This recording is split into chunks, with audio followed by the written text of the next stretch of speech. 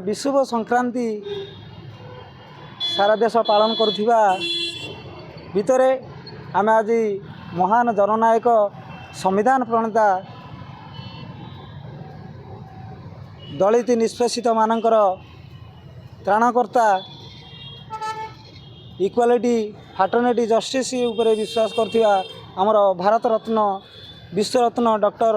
भीमराव आंबेडकर आज हूँ 135तम जन्म जयंती अवसर में सारा विश्वर जनसाधारण मानक अनेक अनेक शुभेच्छा एवं अभिनंदन। यही परिप्रेक्षी में आज मु मोर किसी वक्तव्य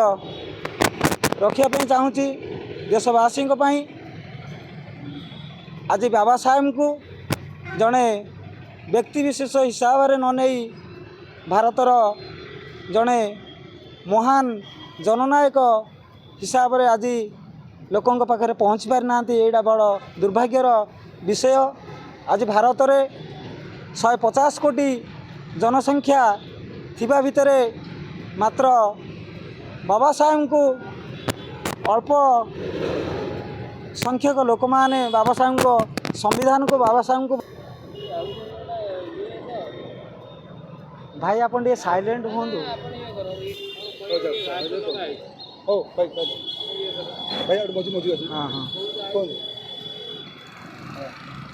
आज बाबा साहेब को जड़े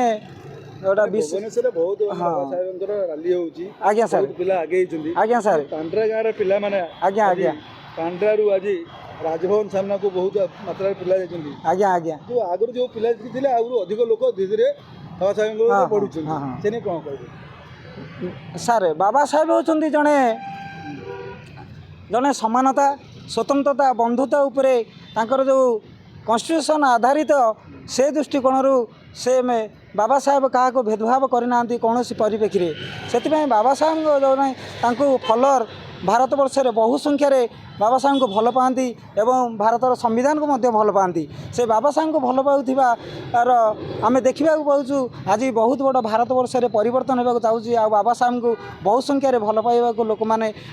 आसुँच आज तक जन्मदिन आम भारत वर्ष देखा पाचु सबू राज्य सबू देश जनसाधारण माने बहुत उत्साह उल्लासर सहित आज तंकर जन्मदिन को पालन कल राति आमको निद ना बाबा साहेब को किपरि जन्मदिन आम सेलिब्रेशन करूँ आउ राति तमाम आम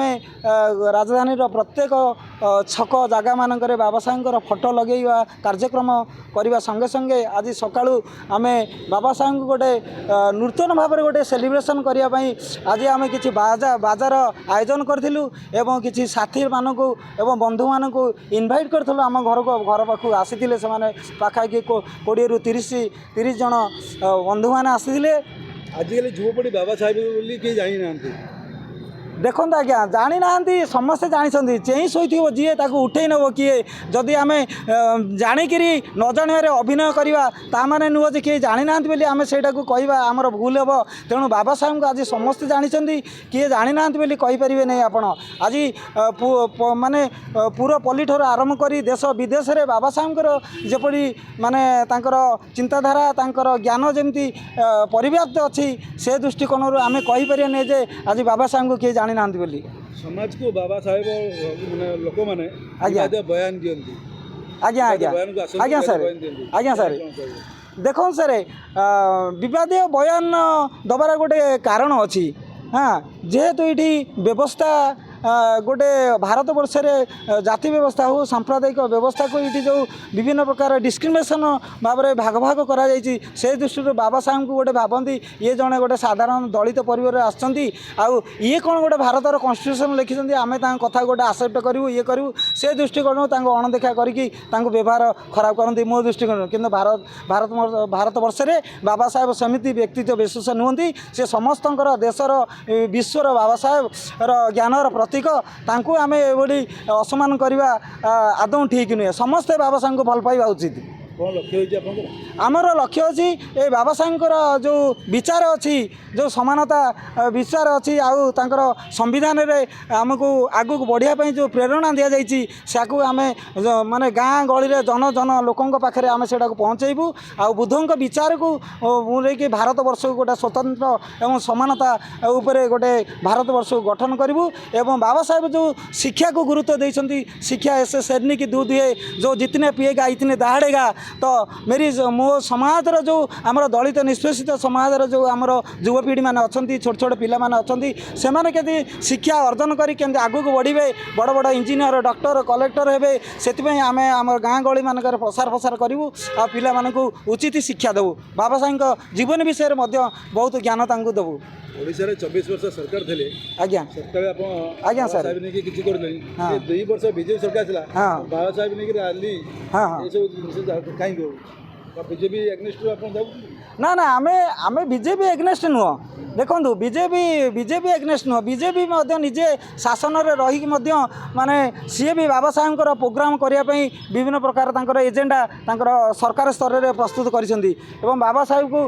बीजेपी कर्मकर्ता माने भी रेस्पेक्ट दौरान एमती किसी व्यक्ति विशेष अच्छा जे कि बाबा साहेब को खराब भावती किंतु सेमती किसी ना समस्ते बाबा साहेब को रेस्पेक्ट दिखती बहुत भल पाए। कहानी पढ़ी? हाँ बहुत पढ़ी। हाँ बहुत जानी कहानी। हाँ तांकर बाल्यकालू जेपरी शिक्षार अवहेलित कराई स्कूल भितर को